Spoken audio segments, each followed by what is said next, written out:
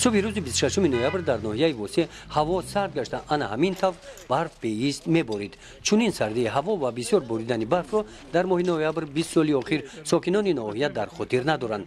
خوشبختانه ساکنان ناحیه با واسطه تلویزیون و رادیو از تغییریابی آب و هوا خبر یافته و این موسم آماده شدند.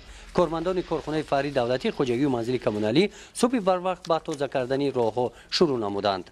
موافق معلومات‌های اگنتی اداره بوداوسنجی جمهوری تاجیکستان چخیلی که توسط همه شبکه‌های تلویزیونی در جمهوری با اهالی و اداره و تشکیلات‌ها توسط اون مسئولینی که در حکومت جمهوری قرار دارند و همگان رسانیده بودند اویدی با پیش آمدن باد هوای چنین برف و سردی‌های زمستانی از 19 تا 27 و امروز که 26 تاریخ 26 ماه نوامبر هسته و چخیلی همه شاهدت از شبانه تا امروز باریدن برف در مقیاس یعنی که منطقه کلاب به خصوص ناحیه وسه ادامه دارد و در چنین سمت نوبتداری شبانه روزی در همه خدمات‌های مدافع گردشدنی ناحیه وسه تشکیل کرده شده است به خصوص در خدمات نقلیات و راه که در چنین فصل و بارش برف یک خدماتی که ضرورتر برای حرکت سمت حرکت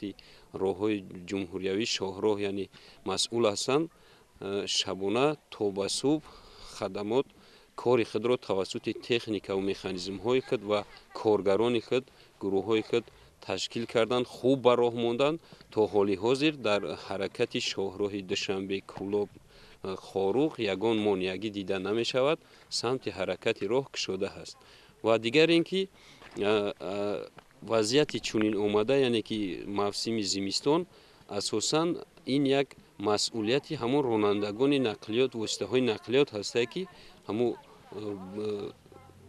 چرخ‌های ماشین یعنی که اتومبیل‌های خود یعنی به طرز دیگر بگیم بالون‌های رزین‌های بالون‌های خود رو با موسم زمستان نگذراندند و با ممکن مانع شدن راه یعنی تنبشوی راه یا با صدمه‌های نقلیاتی رخ دادن این سبب همون چرخ‌های رزین بالون‌های زمستانی اونها میباشد.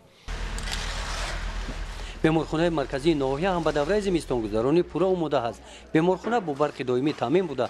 حجره‌ها با واسطه پیچ‌های گرمی دهنده برقی گرم نگاه داشته می‌شوند. سوزه هم منازد سوزه. دائمی خنکی هم کم می‌شود گرمی شکایت نداریم.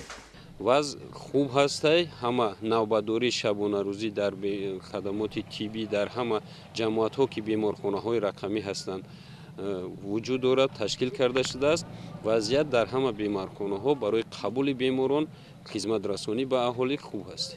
در ناحیه با مقصد آگاهی ساکنان و سریع وقت حل نمودن مشکلات‌های جای داشته در دوره تیر ماه و زمستان نزد مقامات اجرایی حکومت دولتی ناحیه ستاد مخصوص تشکیل شده است.